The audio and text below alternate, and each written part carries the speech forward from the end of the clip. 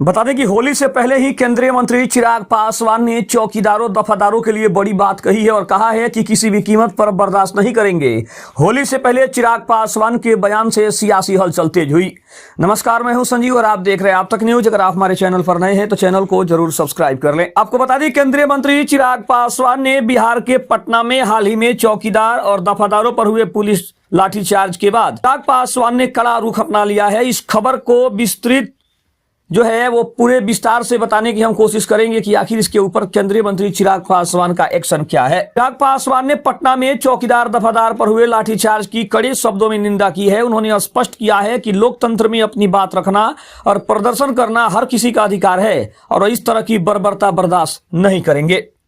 उन्होंने चौकीदारों की तुलना सीमा पर तैनात जवानों से करते हुए कहा कि जिस तरह सैनिक देश की रक्षा करते हैं उसी तरह ये चौकीदार हमारे गांवों की सुरक्षा की नींव है। उन्होंने कहा कि प्रशासन के जिन लोगों ने लाठियां चलाई है उनसे जवाब तलब किया जाएगा और उन्हें बख्शा बिल्कुल नहीं जाएगा। चिराग ने आश्वासन दिया कि चौकीदारों और दफादारों का जो हक है वह उनसे कोई नहीं छीन सकता है। उन्होंने इसे लंबे समय से चली आ रही परंपरा बताया है और कहा है कि वह इसे सुनिश्चित करेंगे कि उन्हें उनके अधिकार मिलने ही चाहिए। बताया कि इस मुद्दे पर उनकी बातचीत बिहार के उप मुख्यमंत्री सम्राट चौधरी और गृह मंत्री से लगातार हो रही है। यह पूरा विषय मुख्यमंत्री नीतीश कुमार के संज्ञान में भी जा चुका है। आपको बता दें कि एनडीए की जीत का दावा भी उन्होंने किया है। उन्होंने विश्वास जताया है कि बिहार से राज्यसभा जाने वाले 5 उम्मीदवार एनडीए के ही होंगे। विपक्ष द्वारा चुनाव लड़ने की संभावना पर उन्होंने कहा कि जिस तरह विधानसभा चुनाव में विपक्ष की हार हुई वैसे ही राज्यसभा चुनाव में भी उनकी हार तय है। उन्होंने दावा किया कि एनडीए के पास पर्याप्त संख्या बल है और कुछ अन्य दल भी चुनाव तक उन्हें समर्थन दे सकते हैं। लोजपा रामविलास के विधायकों की आगामी राज्यसभा चुनाव में महत्वपूर्ण भूमिका होगी, जिसके लिए रणनीति भी तैयार की जा रही है।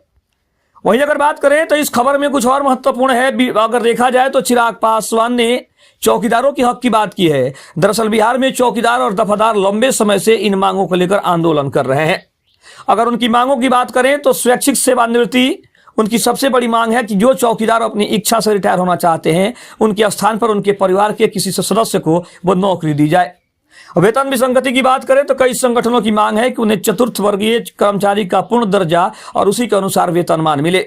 ड्यूटी के जो समय है उसमें भी कहीं ना कहीं उनकी मांग है कि घंटे भी तय किए जाएं। गांव में सुरक्षा के साथ साथ अक्सर उनसे पुलिस थानों के अन्य काम भी लिए जाते हैं, जिसका वे विरोध कर रहे हैं। अब देखा जाए तो इस बयान से चिराग पासवान की राजनीतिक रणनीति भी दिखाई दे रही है। सरकार के भीतर विपक्ष की भूमिका भी वो निभा रहे हैं।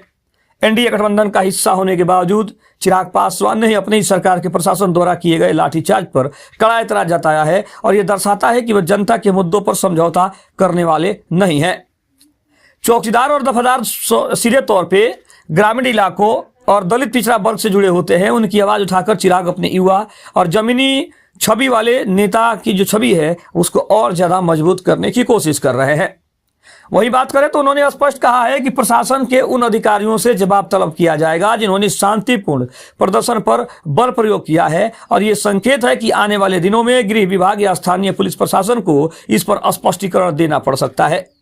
वहीं चिराग पासवान ने राज्यसभा चुनाव के संदर्भ में अपने 19 विधायकों की अहमियत पर भी जोर दिया है। इसका मतलब यह है कि वे जताना चाहते हैं कि बिहार की राजनीति में उनकी पार्टी एक किंग मेकर की भूमिका में है।